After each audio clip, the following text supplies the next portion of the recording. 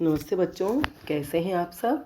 हम पहले हिंदी साहित्य के इतिहास में आधुनिक काल का भारतेंदु युग, द्विवेदी युग, उस समय के कथाकार या जो भी रचनाकार थे, छायावादोत्तर काल, प्रगतिवाद और प्रयोगवाद और नई कविता, इनके बारे में हम बहुत कुछ पढ़ चुके हैं। आज हम प्रयोगवाद और नई कविता के प्रमुख कवियों का अध्ययन करेंगे। प्रयोगवाद और नई कविता के प्रमुख कवियों में सबसे पहले नाम लिया जाता है अज्ञेय जी का, जिनका पूरा नाम है सच्चिदानंद हीरानंद वात्स्यायन अज्ञेय। इनका जन्म 4 मार्च 1911 को हुआ और मृत्यु 4 अप्रैल 1987 में हुई।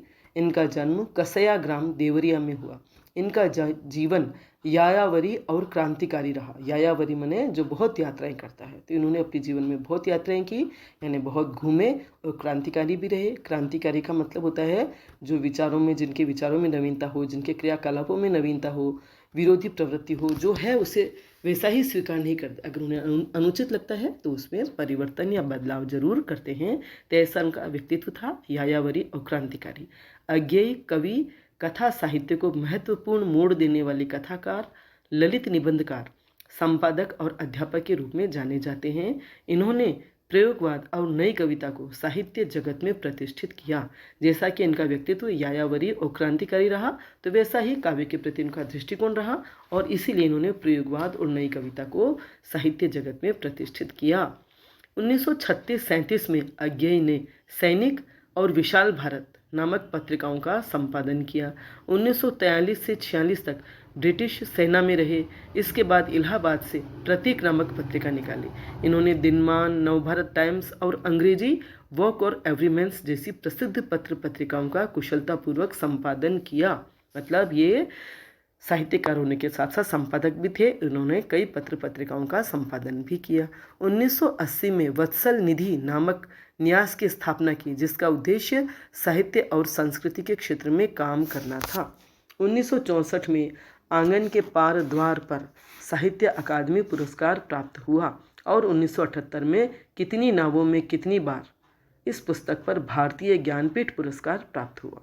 आधुनिक हिंदी साहित्य ये निबंध संग्रह है। तार सप्तक, दूसरा सप्तक, तीसरा सप्तक, नए एकांकी इनके द्वारा संपादित ग्रंथ हैं। इनकी काव्य कृतियाँ हैं हरी घास पर क्षण भर, बावरा अहेरी, इंद्रधनुष रौंदे हुए ये, अरि ओ करुणा प्रभामय, आंगन के पार द्वार, कितनी नावों में कितनी बार, सागर मुद्रा, महावृक्ष के नीचे, क्योंकि मैं उसे जानता हूँ, असाध्य वीणा, इत्तेलम आदि है। इनकी काव्य कृतियों के ग्रंथों के नाम भी कितने सुंदर हैं। इनके उपन्यास हैं शेखर एक जीवनी, प्रथम भाग उत्थान, दूसरा भाग संघर्ष और नदी के द्वीप और अपने अपने अजनबी। यात्रा वृत्तांत है अरे यायावर रहेगा याद, एक बूंद सहसा उछली।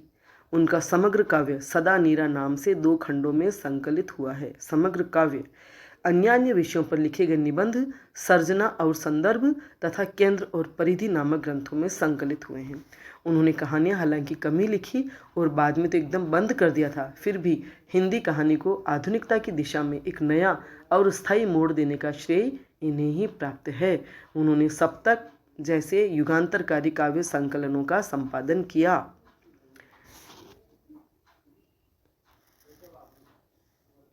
वे हिंदी साहित्य के ऐसे शलाका पुरुष थे जिसने हिंदी साहित्य में भारतेंदु के बाद एक दूसरे आधुनिक युग का प्रवर्तन किया, है ना। हिंदी साहित्य के ऐसे शलाका पुरुष थे जिसने हिंदी साहित्य में भारतेंदु के बाद एक दूसरे आधुनिक युग का प्रवर्तन किया। शलाका पुरुष थे माने रोशनी फैलाने वाले ऐसे पुरुष थे जिन्होंने एक समय के बाद एक रेखा खींच दी और उन्होंने हिंदी साहित्य में भारतेंदु के बाद एक दूसरे ही युग का प्रारंभ किया।